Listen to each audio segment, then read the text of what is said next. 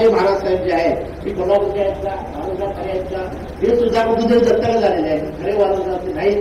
त्या स्पर्धेमध्ये त्या मल्लाला हातच लावायचं नाही, त्या मल्लाला टांगल मारायचे नाही, त्या मल्लाला काय करायचं कुस्ती कशी होईल खड्याखाडी करायचं तरी मान्यवर हात घालायला.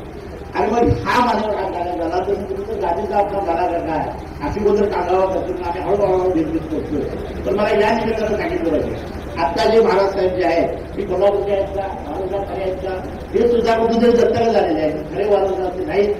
खरे वारसदार तुम्ही आम्ही आहोत शाहू आंबेडकरांची मंडळी आहोत. आणि या वारसदाराच्या निमित्तानं निश्चितपणानं कोणाचा विचार उल्लेख बाबासाहेब साहेबांनी केला.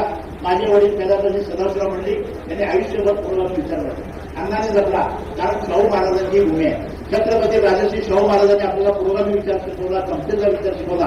आणि हा विचार शिकवत असताना माझं तर म्हणणं आहे या जिल्ह्यामध्ये राहणारा सामान्य माणूस असेल, नागरिक असेल, महिला असेल यांना जन्मजात या हवेमध्ये या पाण्यामध्ये आणि ते गुण आहेत. आमच्या डीएनए मध्ये असे गुण आहे की जन्माला आल्याला माणूस हा शाहू आणि हा शाहू विचार घेऊनच पहिल्यापासून बाबा पुणे साहेब असतील पहिल्यापासून